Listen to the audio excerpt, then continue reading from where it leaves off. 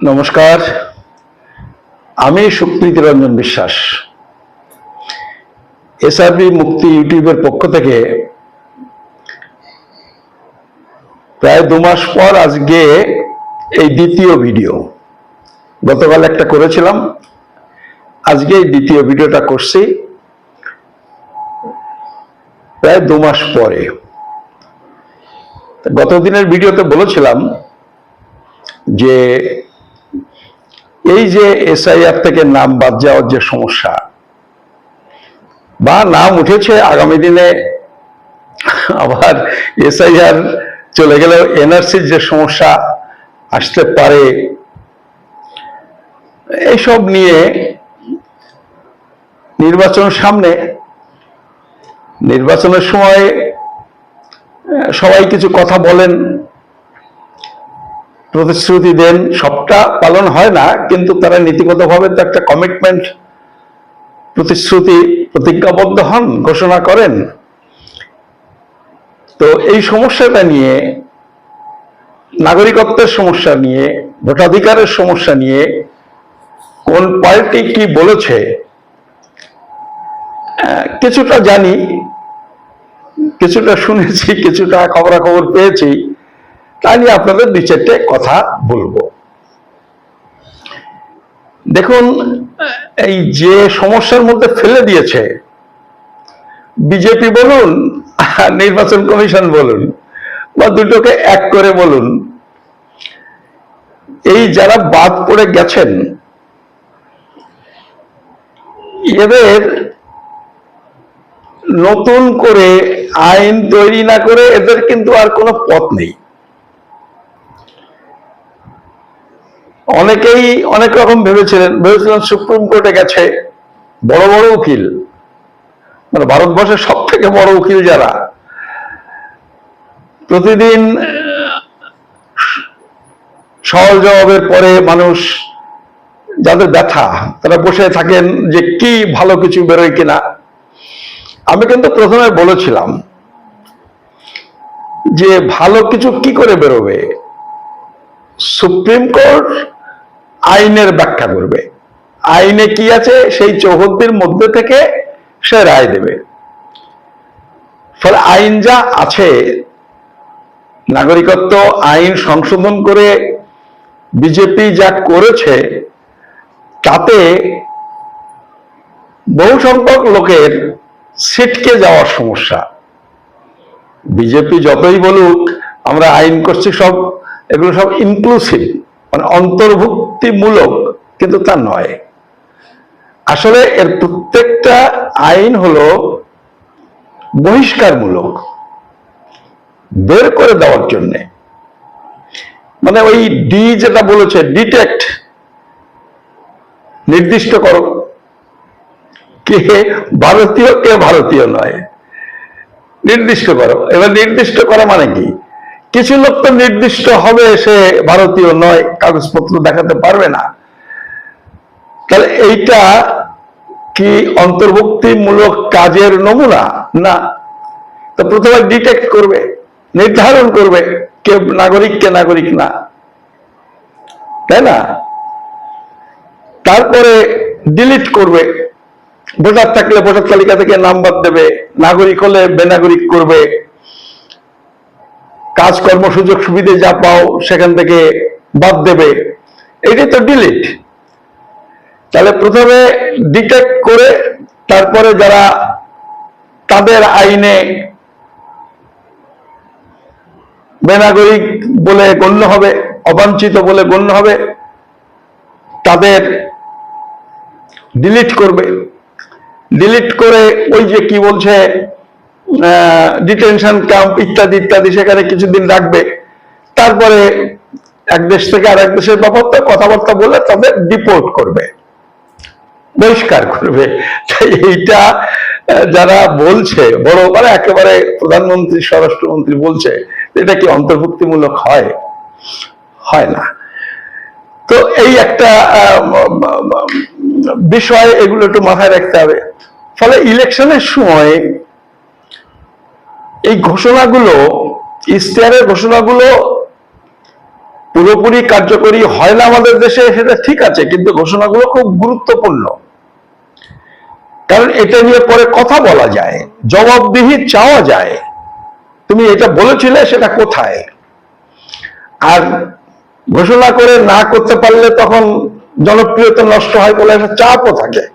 ওই যে মোদী বলেছিল 3 কোটি চাকরি, অমুক তমুক, এইসব যা হয়নি, ওই কত লাখ টাকা, 15 লাখ টাকা না কত লাখ টাকা সুইস ব্যাংক থেকে এনে প্রত্যেকের অ্যাকাউন্টে দিয়ে দেবে, হয়নি। এগুলো তো তাদের একটা চাপ, তাই না? ফলে এই ইশতেহারের ব্যাপারটা গুরুত্বপূর্ণ। তা আমি এই সমস্যায় HIR বা আগামী দিনে NRC, নাগরিকত্ব ভোটার তালিকা থেকে বাদ দেওয়া সমস্যা, এগুলো নিয়ে বিভিন্ন দল কি বলছে এই ভিডিওতে 2-1টা কথা এটা নিয়ে বলবো। তা আমি প্রথমে এটা দেখেন, এটা আজকের আনন্দবাজার, দেখতে পাচ্ছেন? এটা আজকের আনন্দবাজার, এটা দেখেন, বাড়িতে আছে বহু লোকের। এইটাতে মোটামুটি বিজেপি কি করতে চায় সেটা একটা ঘোষণা করেছে। ঘোষণাগুলো আমি একদিকে করেছে 1, 2, 3, 4, 5টা, আর একদিকে করেছে 5টা। এই 10টা ঘোষণা এরা আনন্দবাজারে বিজ্ঞাপন দিয়ে ছেপেছে। এবারের নির্বাচন ভয় বনাম ভরসার নির্বাচন, বিজেপি মানেই ভরসা, পাল্টানো দরকার, চাই বিজেপি সরকার, এই হেডিং টেডিং করে করেছে। বিষয়গুলো কি দেখুন। বলেছে ওরা মহিলাদের 3000 টাকা দেবে প্রতি মাসে, 1 কোটি নতুন চাকরি ও কর্মসংস্থান করবে। কোথায়? পশ্চিমবঙ্গে। ভারতে 1 কোটি করতে পারেনি 12 বছরে, কিন্তু এখানে বলেছে যে 1 কোটি নতুন চাকরি ও কর্মসংস্থান। পারুক আর না পারুক, ঘোষণা যখন করেছে এরপরে তো মানুষ প্রশ্ন করতে পারবে, ফলে এটা গুরুত্বপূর্ণ। চাকরি না পাওয়া পর্যন্ত বেকার যুবকদের 3000 টাকা করে দেবে, এটা বলেছে। কৃষকদের বছরে PM সম্মান নিধির হবে 9000 টাকা। ধানের ন্যূনতম সংগ্রহ মূল্য হবে কুইন্টাল প্রতি 3100 টাকা। আর কি করবে? কলকাতা মেট্রোর থমকে থাকা কাজ বাস্তবায়ন করবে। আলু কৃষকদের জন্য প্যাকেজিং এবং রপ্তানি কেন্দ্র করবে। সুন্দরবন থেকে সরাসরি দার্জিলিং এ বেড়াতে যাওয়ার ব্যবস্থা করবে। ডিটেক্ট, যেটা আগে বলছিলাম, ডিটেক্ট, ডিলিট এবং ডিপোর্ট পদ্ধতিতে অনুপ্রবেশের সমাপ্তি। লাস্ট হচ্ছে মাফিয়া এবং সিন্ডিকেট রাজের অবসান, সামাজিক পরিবেশ হবে সুরক্ষিত। যে যেটুকু বিশ্বাস করেন করুন, তা নিয়ে আমার আপত্তি নেই, কারণ বিজেপি তো এই প্রথম পশ্চিমবঙ্গের ক্ষমতায় যাবে তা তো নয়। বিহারে 10,000 টাকা করে করে কি সব বলেছিল, একটু খোঁজ নিন, কিচ্ছু করেনি। যেখানে যেখানে ক্ষমতায় আছে কতটা কি করেছে সেটা করুন, তবুও যাক, বাংলা জয়ের জন্য তারা এগুলো করছে, যদি করে ভালো কথা। কিন্তু কথা হলো, মমতা বন্দ্যোপাধ্যায় 1,500 দিচ্ছে, ওরা বলছে 3000 আমাকে দাও। বিষয়টা এইরকম, তার বেশি কিছু নয়। আর মাফিয়া রাজ তো আমরা জানি, বিভিন্ন স্টেটে বিজেপির মাফিয়া রাজ কি রাজ আমরা সেটা দেখছি। পশ্চিমবঙ্গে কি হতে যাচ্ছে লোকগুলোকে দেখলে চারিদিকে বোঝা যায়। তো ঠিক আছে, সেটা আমার কথা, এটা আপনি বিশ্বাস যেভাবে করুন বা না করুন আপনার ব্যাপার। কিন্তু আমি এর মধ্যে শুধু একটা কথাই বলছি, যেটা আজকে আমাদের আলোচনা, ডিটেক্ট, এই 10টার মধ্যে 9 নম্বরে ডিটেক্ট, ডিলিট এবং ডিপোর্ট পদ্ধতিতে অনুপ্রবেশের সমাপ্তি। অনুপ্রবেশ মানে বিনা পাসপোর্টে ভারতে আসলে অনুপ্রবেশ। আজও কিন্তু তাই, মানে এইটা ওই যে বলছে আইন পরিবর্তন করেছে, কার-19 করেছে, তারপরে কিন্তু এইটা পরিবর্তন হয়নি। আজও যদি আপনি বাংলাদেশ থেকে আসতে গিয়ে ধরা পড়ে, সে হিন্দু হন মুসলমান, জেলে ঢুকাবে, শাস্তি হবে। যারা এসে পড়েছে অনেকদিন আগে, তার মধ্যে বলেছে যে 2014 পর্যন্ত আসলে নানান শর্ত জুড়ে দিয়ে বলেছে এই শর্ত পূরণ করতে পারলে কিছু মানুষকে আমরা নাগরিকত্ব দেব। তাতে যখন মানুষ অসন্তোষ প্রকাশ করেছে, নানান কথা উঠেছে, বলেছে ঠিক আছে আরো 10 বছর বাড়ালাম, 2024 পর্যন্ত যদি এসে থাকেন মানে কি, এসে যদি তার প্রমাণপত্র থেকে থাকে, তো সেটা তো 24-এ আসলে 24-এ প্রমাণ হবে না, হয়তো 20-তে যারা এসেছেন সে হয়তো 24 নাগাদ একটা প্রমাণপত্র পেয়েছেন কি পাননি, অনেকে পাননি, 20-তে এসেও পাননি। তাহলে ধরে নিন 20-22 সাল থেকে আজ পর্যন্ত যারা এসেছেন তারা কিন্তু অনুপ্রবেশকারী। আর 24-এর পরে যারা এসেছেন এবং আসবেন, 24-এর পরে 2 বছর হয়ে গেছে, এবং আগামী দিনে যারা বাংলাদেশ থেকে আসবেন সব কিন্তু ওই অনুপ্রবেশকারীর ভিড়ে পড়বে। সেগুলোকে কি করবে? ডিটেক্ট, ডিলিট, ডিপোর্ট করবে। এইটা এইবারের প্রতিশ্রুতি। এর পাশে কিন্তু নেই যে আমরা মতুয়াদের উদ্বাস্তু দেব, মতুয়া এবং উদ্বাস্তুদের নাগরিকত্ব দেব, এইটা কিন্তু আর এবার বলেনি। ফলে এইটা একটা নোট করা ব্যাপার।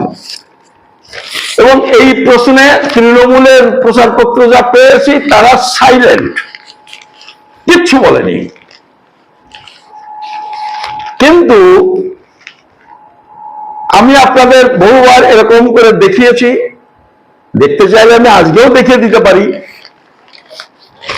হতে পারে আপনারা অনেকেই আগেরটা দেখেননি, আমাকে আধা মিনিট টাইম দিন, আমি দেখিয়ে দিচ্ছি।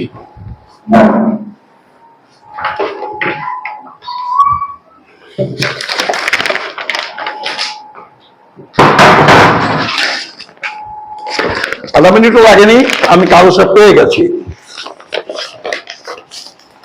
না, ভুল করলাম।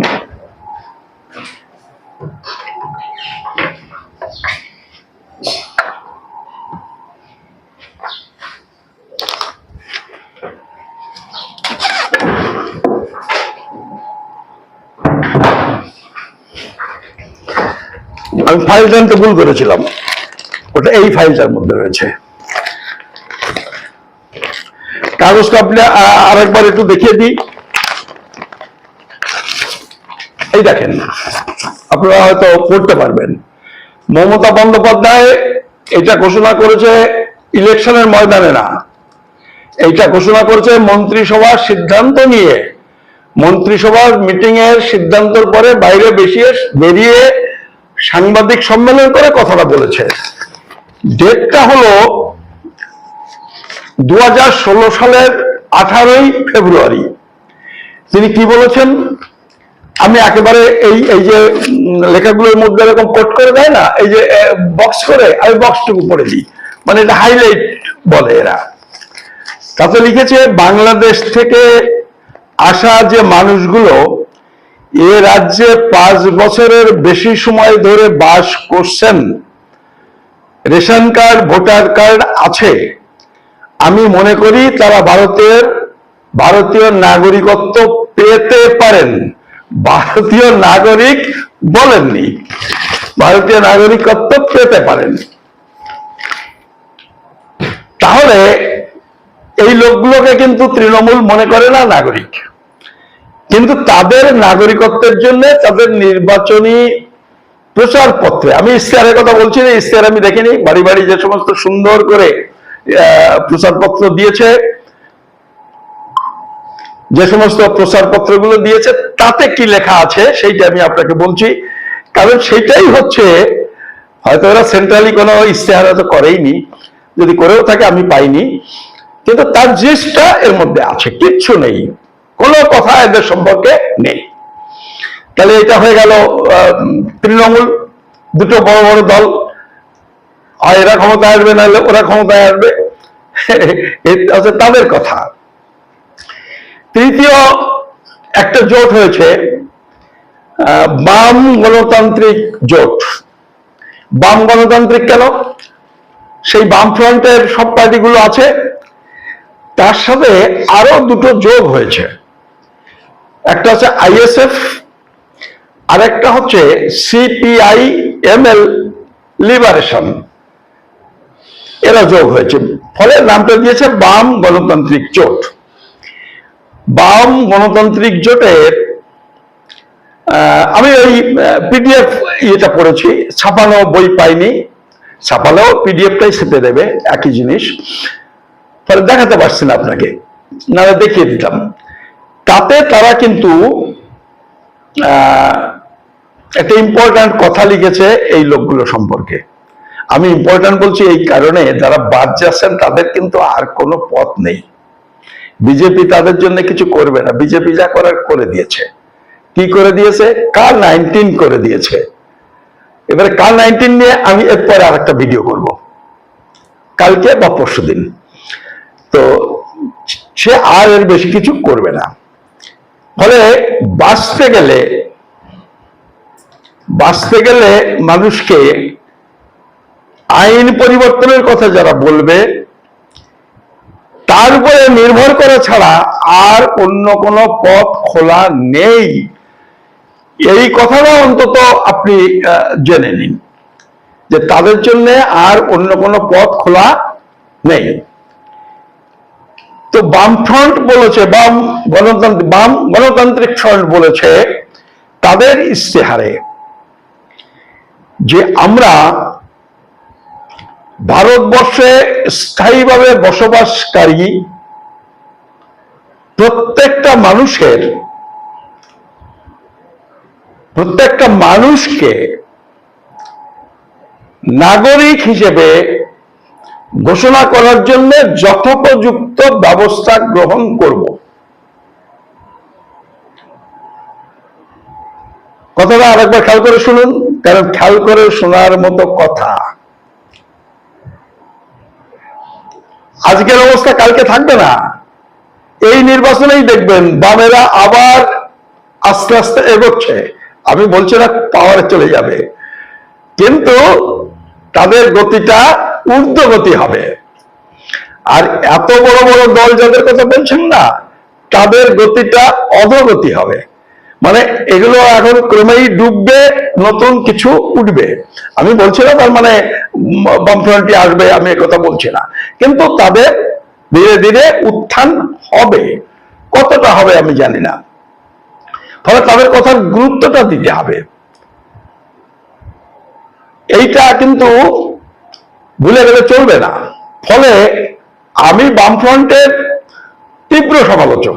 মানে এই যারা এটা শুনে ভাবতেন যে সুপ্রীতি বাবু বোধহয় বামেদের সাথে, না, আপনারা যতগুলো সমালোচনা, যতগুলো পয়েন্টে করতে পারবেন, আমি তার থেকে আরো দুটো পয়েন্টে বেশি সমালোচনা করতে পারবো না। আমি করে আসছি এত বছর ধরে, 40 বছর ধরে, কি তারও আগে থাকতে 77 সাল থেকে এটা করে আসছি। আমার লেখা, আমার বলা সব জায়গায় দেখবেন। তা সত্ত্বেও বলছি, কারণ সত্যটা মানুষকে বলতে হবে, সিদ্ধান্ত আপনি নেবেন, খবরাখবরটুকু আপনাকে দিতে হবে, তাই দিচ্ছি আমি। তারা বলেছে ভারতবর্ষে স্থায়ীভাবে বসবাসকারী প্রতিটা মানুষকে নাগরিক ঘোষণা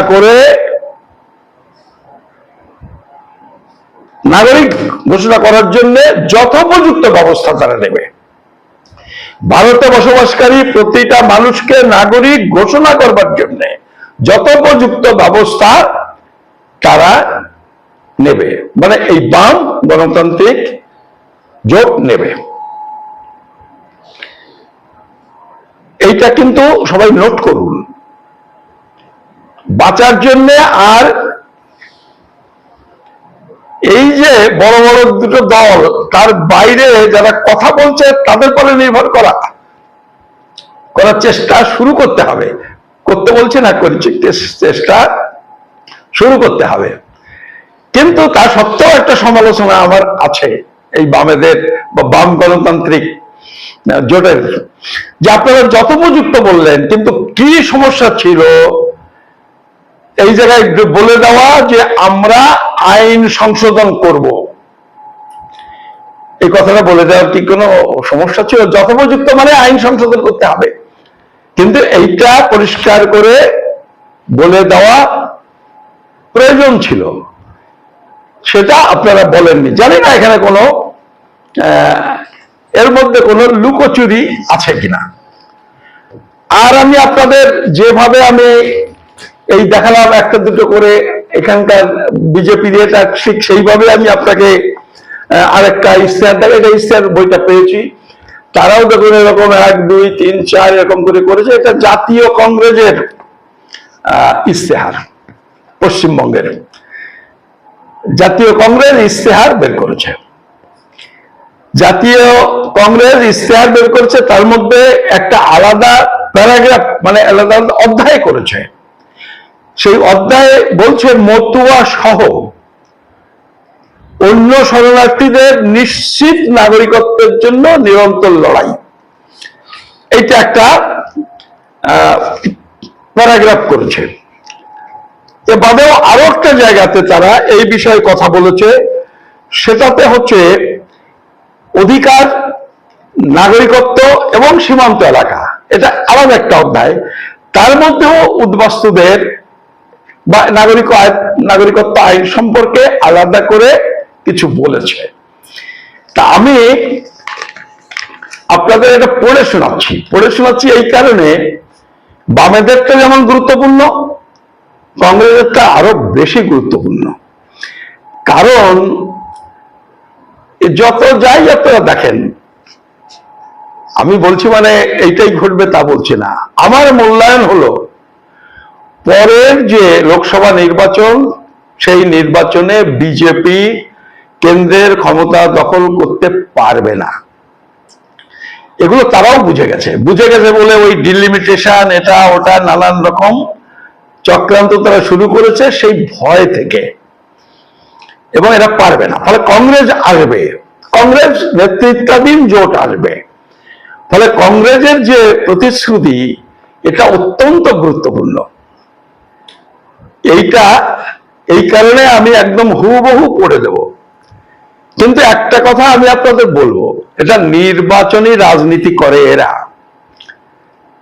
মানুষের জন্য, উদ্বাস্তুদের জন্য, বা যে সমস্ত মানুষ এখানকার ভূমিপুত্র মুসলমান যারা বিপদের মধ্যে আছেন নাগরিকত্ব নিয়ে, তাদের জন্য যদি কোনো দল 2 পা এগিয়ে আসে, তাদের সহযোগিতা না করে এই মুসলমান, উদ্বাস্তু এবং এখানকার ভূমিপুত্র যারা বিপদগ্রস্ত তারা যদি পিছিয়ে যান, তাহলে কাজটা হয় না।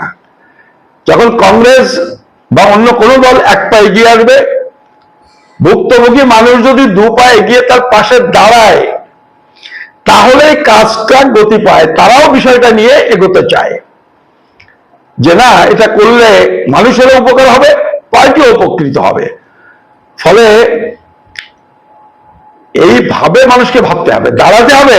যারা বলছে এই বাম গণতান্ত্রিক বা কংগ্রেস যদি উদ্বাস্তু বা এখানকার ভূমিপুত্র, এখানকার মুসলমান যারা বিপদগ্রস্ত হয়েছেন এবং আগামী দিনে হতে পারেন, সেই লোকগুলোর কথা যারা বলবে, যে দল যে জোট বলবে, তার পাশে এই মানুষগুলোকে দাঁড়াতে হবে। তা না হলেও তারা কিন্তু করবে না। তারা মনে করবে যে মানুষ না দাঁড়াবে আর আমরা এই সমস্ত বলে কি করব। ফলে এই বিষয়গুলো এভাবে একটু ভাবুন। তা আমি এইখানে একটু পড়ে দিই, অধিকার, নাগরিকত্ব ও সীমান্ত এলাকা নিয়ে যে অধ্যায়, সেখানে একটুখানি পড়ে দিচ্ছি। তার শেষে এক জায়গায় বলেছে, কংগ্রেস বলেছে 2003-এর নাগরিকত্ব আইন পরিবর্তনের জন্য চাপ দেওয়া হবে কেন্দ্রকে। মানে এখন তো তারা ক্ষমতায় নেই, ফলে কেন্দ্রের উপর তারা চাপ সৃষ্টি করবে। কি জন্য? 2003-এর নাগরিকত্ব আইন পরিবর্তনের জন্য চাপ দেওয়া হবে কেন্দ্রকে। কংগ্রেসের অঙ্গীকার, ভারতের নাগরিকত্ব আইন সংশোধন করে দেশে স্থায়ীভাবে বসবাসকারী প্রত্যেকের নাগরিক অধিকার ও ভোটাধিকার রক্ষার জন্য উপযুক্ত পদক্ষেপ গ্রহণ করা হবে। একদম পরিষ্কার করে বলেছে যে তারা আইন সংশোধন করে এই পদক্ষেপটা তারা নেবে। এইটা একটু মাথায় রাখুন। আর ডিটেলস কি বলেছে দেখুন, সেটাই মতুয়া সহ অন্য শরণার্থীদের নিশ্চিত নাগরিকত্বের জন্য নিরন্তর লড়াই। এই অধ্যায়টাই শুধু এইটা, আর কিছু নেই। আমি পড়ে দিচ্ছি অধ্যায়, ছোট ছোট অধ্যায় আমি পড়ে দিচ্ছি, একটু মনোযোগ দিয়ে শুনুন। ভারত ভাগের কারণে উদ্বাস্তু হয়ে ভারতে আশ্রয় নেওয়া দুর্গত মানুষের নাগরিকত্ব ও পুনর্বাসনের দায়িত্ব নিয়েছিল তৎকালীন কংগ্রেস সরকার। মহাত্মা গান্ধী, রাজেন্দ্র প্রসাদ, জওহরলাল নেহেরু, সর্দার বল্লভভাই প্যাটেল, মৌলানা আবুল কালাম আজাদ নির্দিষ্টভাবে সে কথা ঘোষণা করেছিলেন। সেই অনুযায়ী কংগ্রেস সরকার সাধ্যমতো কাজ করেছিল।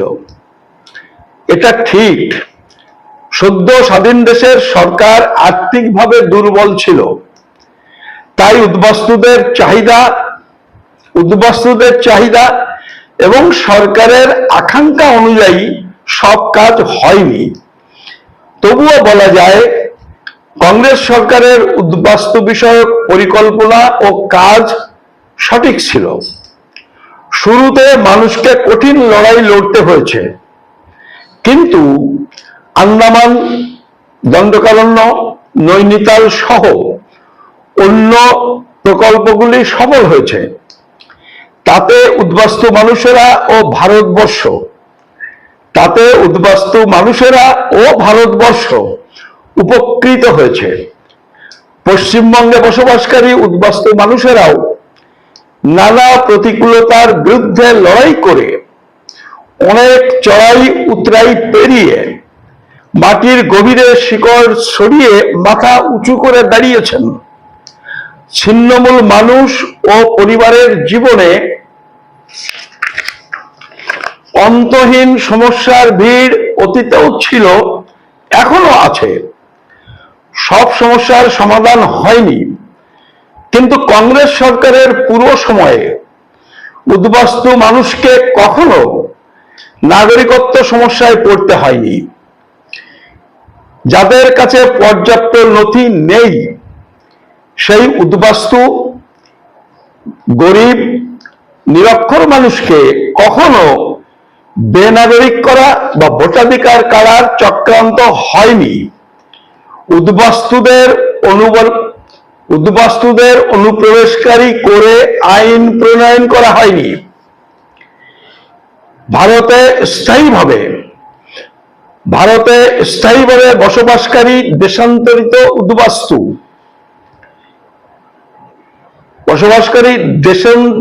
উদ্বাস্তু এবং নথিহীন গরিব নিরক্ষর দেশের ভূমিপুত্র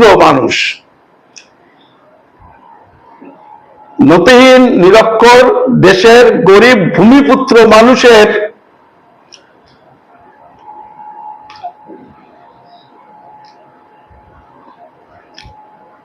আমি আরেকবার পড়ে দিচ্ছি। ভারতে স্থায়ীভাবে বসবাসকারী দেশান্তরিত উদ্বাস্তু ও নথিহীন গরিব নিরক্ষর দেশের ভূমিপুত্র মানুষ ভারতে সব ধরনের নাগরিক অধিকার ও রেশন, আধার, ভোটার, প্যান কার্ড, জাতিগত প্রশংসাপত্র, সরকারি প্রকল্পের সুবিধা পেয়েছেন। তারাও দেশপ্রেমিক মানুষ হিসেবে দায়িত্ব পালন করেছেন। কিন্তু কেন্দ্রে বিজেপি নেতৃত্বাধীন বর্তমান এনডিএ সরকার নাগরিকত্ব আইন সংশোধন করে ও বিভিন্ন নীতিমালা তৈরি করে মানুষের নাগরিকত্ব ও ভোটাধিকার কাড়ার চক্রান্ত করছে। কংগ্রেস দেশে স্থায়ীভাবে বসবাসকারী দেশান্তরিত উদ্বাস্তু, মতুয়া এবং দেশের গরিব, মেহনতি, নিরক্ষর ভূমিপুত্র মানুষের স্বার্থ রক্ষায় বদ্ধপরিকর। তাই কংগ্রেসের ঘোষণা, ভারতের নাগরিকত্ব আইন সংশোধন করে দেশে স্থায়ীভাবে বসবাসকারী প্রত্যেকের নাগরিক অধিকার সমূহ ও ভোটাধিকার রক্ষায় পদক্ষেপ করা হবে। পরিষ্কার করে এই ঘোষণা কংগ্রেস করেছে। বাম গণতান্ত্রিক জোটের বক্তব্যটাও বলেছি। আর আমি অত্যন্ত খুশি এবং খুশি আপনাদের বলছি যে আমি প্রায় 1 বছর ধরে, আপনারা জানেন বিভিন্ন ভিডিওতে আপনারা বলেছি, জানেনও আপনারা, তাদের আমি বলেছি যে এইটাই একমাত্র পথ। আমার মনে হয় তারা এই যে সিদ্ধান্ত নিয়েছে, তার জন্যে এই আমার ভিডিও বা আমি যে তাদের সঙ্গে বারবার কথা বলেছি, সেলিম সাহেবের সাথে কথা বলেছি, একবার নয় বারবার, সুজন বাবুর সাথে কথা বলেছি, সুজন চক্রবর্তী, কংগ্রেসের প্রদীপ ভট্টাচার্যের সাথে কথা বলেছি, অদিত চৌধুরীর সাথে কথা বলেছি, শুভঙ্কর সরকারের সাথে কথা বলেছি, অমিতাভ চক্রবর্তীর সঙ্গে কথা বলেছি, দিল্লিতে মল্লিকার্জুন খাগড়ের সঙ্গে কথা বলেছি রাহুল গান্ধীর সাথে কথা বলেছি, কেসি বেণুগোপালের সঙ্গে, অধীর চৌধুরীর সঙ্গে। নিশ্চয়ই তারও কোনো প্রভাব পড়েছে, যার জন্য তারা আজকে তাদের যে ইস্তেহার তার মধ্যে এটাকে ইনক্লুড করেছে। ফলে তার জন্য আমি আমার এই ভিডিওর মাধ্যমে তাদের এই সিদ্ধান্তের জন্য ধন্যবাদ জানাচ্ছি।